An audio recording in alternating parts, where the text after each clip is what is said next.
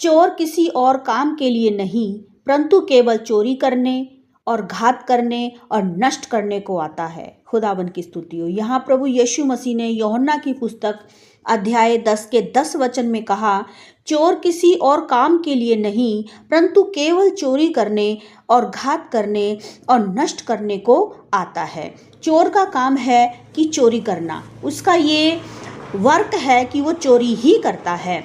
वो चोरी के अलावा और कोई काम नहीं करता है, क्योंकि चोर है इसलिए। और चोर क्या करने आता है? केवल चोरी करने के लिए और घात करने के लिए और नष्ट करने के लिए। चोरी करते समय उसके रास्ते में अगर कोई अन्य व्यक्ति उसको रोकता है तो उसको घात भी करता है और उसको नष्ट भी कर देता है। इसीलिए ये संसार के चोर की बात है। लेकिन बाइबल प्रभु यीशु मसीह उस चोर के विषय में कहते हैं जिसको यीशु मसीह ने शैतान कहा, कि शैतान किसी और काम के लिए नहीं, केवल चोरी करने और घात करने को आता है। जैसे संसार का चोर जो है वो रुपया चुराता है, सोना चांदी चुराता है, लेकिन यहाँ पर जो शैतान है वो चोर जो हमारी लाइफ में चुराने आता है, मसीह की लाइफ में चुराने आता है। क्या? सुख चुराने के लिए आता है, शांति चुराने के लिए आता है, अच्छा स्वास्थ्य चुराने के लिए आता है, बरकतों को चुराने के लिए आता है, आत्मिक जीवन को चुराने आता है, वचन को चुराने के लिए आता है। और यीशु मसीह इसी चोर की बात कह रहे हैं कि चोर किसी और काम के लिए नहीं, केवल चोरी करने, घात करने और नष्ट करने आता है। तो वो चोर जो शैतान है वो सबसे पहले वचन चुराता है। हम जो वचन पढ़ते हैं वो हमारे चित्त पे, हमारे मन में, आत्मा में नहीं रह पाता, उसको चुरा लेता है। जो हम सुनते हैं वो हमारे मन से चुरा लेता है। और ठीक ऐसे ही जब वचन अगर वो चुरा लेगा तो हमारे जीवन से, सोचिए अगर हमने आशीष का वचन सुना, अगर हमने वचन सुना आशीष का, प्रभु यीशु मसीह ने हमें आशीष के वचन के बारे में बताया और वो वचन क्या हुआ? हमारे मन से शैतान ने चुरा लिया। अगर हमने सोची जरा, अगर हमने वचन सुना मलाकी अध्याय 3 के 10 में हमने पढ़ा कि सारा दशवांश भंडार में ले आओ और ताकि मेरे भवन में भोजन वस्तु रहे, और ऐसा करके मुझे परखो कि मैं आकाश के झरोखे तुम्हारे लिए खोलकर स्वर्ग से आशीषों की अपरंपार वर्षा करता हूं कि नहीं, और तुम्हारे नाश करने वाले को ऐसा घुड़कूंगा कि वो तुम्हारी फसल को नष्ट नहीं करेगा और तुम्हारी दाखलताओं के फल कच्चे नहीं गिरेंगे। सोचिए अगर हमने ये आशीष का वचन सुना, हालेलुया। हम जानते कि वचन को सुनने से, वचन को मानने से आशीष मिलती है।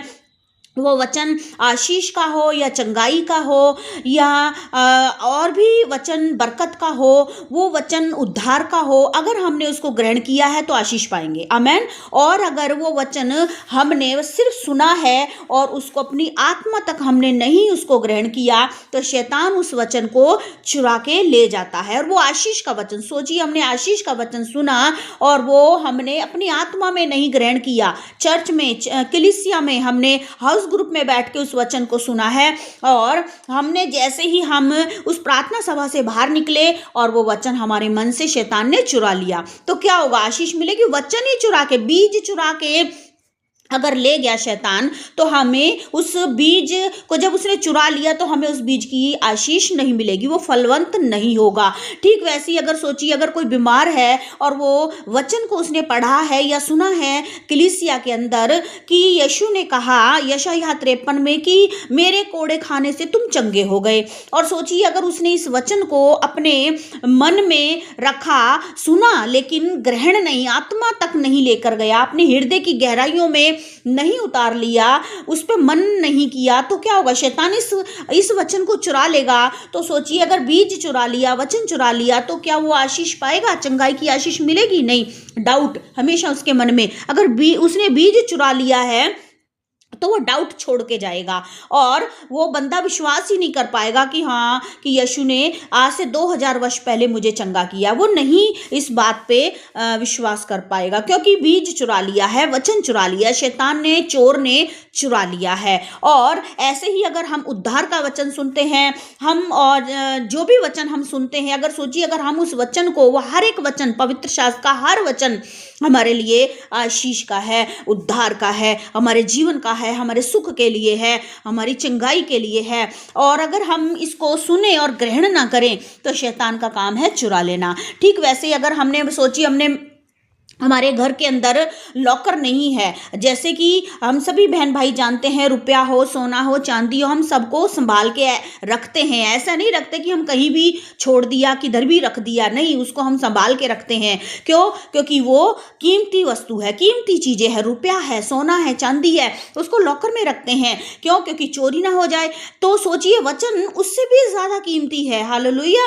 वचन जो है वो उससे, सोने चांदी से भी अधिक कीमती है। तो हमें वचन को कितना अधिक अपने अंदर संभालना चाहिए कि कहीं शैतान चुरा ना ले। इसीलिए बाइबल कहती है, यीशु ने कहा, चोर किसी और काम के लिए नहीं, केवल चोरी करने, घात करने और नष्ट करने को आता है। तो देखिए, अगर शैतान जब वचन चुरा लेता है, अगर सोचिए हमने शांति का वचन सुना, यीशु ने कहा कि मैं तुम्हें अपनी शांति दिए जाता हूं, और जैसे संसार देता है मैं वैसे नहीं देता। अगर किसी व्यक्ति के मन में शांति नहीं है, वो हर समय अशांत रहता है, और उसने वचन सुना और पढ़ा, परमेश्वर उससे बात करी, अगर उसने उसको ग्रहण नहीं किया है तो शैतान उस वचन को चुरा लेगा।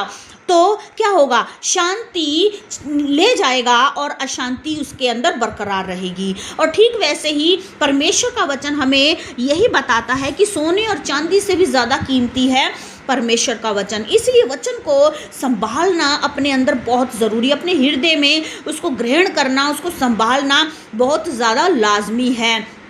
आमीन। शैतान अगर सुख चुराएगा तो वो दुख छोड़ जाएगा। जैसे सोचिए, अगर हमारे घर में कोई मेहमान आता है और वो फल फ्रूट कुछ भी लेके आता है, ठीक है, उसके हाथ में होता है, वैसे ही शैतान भी अगर आता है तो वो अपने साथ दुख लेके आता है, और क्या करता है? सुख ले जाता है और दुख को छोड़ जाता है। और सोचिए, अगर हमें स्वास्थ्य अच्छा मिला है, शैतान का लगातार यही काम होता है, उस चोर का लगातार यही काम होता है, ये अच्छा स्वास्थ्य इनको कैसे मिला है, मैं इनको कैसे कोई बीमारी लगाऊं, मैं इनके घर में कैसे कलेश को लेके आऊं, कैसे इनकी शांति को खराब करूं, कैसे इनका फाइनेंस खराब करूं, कैसे इनके घर का सुख बिगाड़ दूं, उसकी लगातार यही कोशिश रहती है। तो वो सुख चुराएगा तो दुख छोड़ जाएगा, चंगाई को चुरा लेगा तो रोग को छोड़ जाएगा। हालेलुया। अगर वो शांति चुरा लेगा तो अशांति को छोड़ जाएगा, बरकत को चुरा लेगा तो वो हमारे घर में कंगाली को छोड़ जाएगा। मैं आपको बताना चाहती हूँ, इसलिए उस चोर को पकड़ लेना है यीशु मसीह के नाम से। और जैसे बाइबल कहती है कि अगर घर में चोर घुस आए तो हम क्या करेंगे? हम उसको बांध नहीं देंगे। हालेलुया। तो हमें उस चोर को यीशु के नाम से हमें चौकन्ने रहना है कि चोर किसी और काम के लिए नहीं, चोरी करने, घात करने, नाश करने आता है। इसलिए उस चोर को यीशु के नाम से हमारे घर से, हमारे परिवार से, हमारे फाइनेंस से हमेशा के लिए सावधान होके, अगर तब जब भी फील हो कि वो दुष्ट हमारे ऊपर अटैक कर रहा है, उसे यीशु के नाम से डांटिए, वचन के द्वारा क्लेम कीजिए कि यीशु के नाम से वो हमारी किसी भी आशीष को चुराने नहीं पाए, ना ही हमारे अच्छे स्वास्थ्य को, और ना ही हमारी बरकत को, और ना ही हमारे सुख को, हमारे उद्धार को। हमें उस चोर को चुराने नहीं देना, और हमें परमेश्वर के वचन को ग्रहण करना है अपने हृदय की गहराइयों में, और परमेश्वर के वचन में हमेशा बने रहना है, और वचन के द्वारा उस दुष्ट का सामना करना है। हालेलुया। इसीलिए खुदावन ने हमको हथियार दिए हैं, तो हमें प्रार्थना का हथियार और वचन का हथियार हमेशा इस्तेमाल करना है। हालेलुया। हथियार हमारे पास है तो हमें हथियार को चलाना आना भी चाहिए। अगर हम सोचिए हथियार है, चलाना नहीं जानते, तो क्या होगा? चोर वो क्या करेगा? हमारे ऊपर ही वार करेगा, हमारे हथियार से हमें ही वो गिरा सकता है, नाश कर सकता है। लेकिन हमें खुदा ने जो हथियार दिया है, हमें उस हथियार को इस्तेमाल करना आना चाहिए। हालेलुया। वचन का इस्तेमाल कीजिए, खुदावन के वचन को अपने हृदय में रखिए, वचन का पालन कीजिए, वचन पर जीवन को आधारित रूप से रखिए कि मुझे वचन के आधार पर जीना है, और वचन ही मेरे लिए ढाल है, वचन ही मेरे लिए जीवन है। हालेलुया। प्रार्थना का हथियार और वचन का हथियार हमेशा इस्तेमाल कीजिए। जब भी ज़रूरत पड़े हमें हथियार का इस्तेमाल करना है। खुदावन की स्तुति हो। आमीन।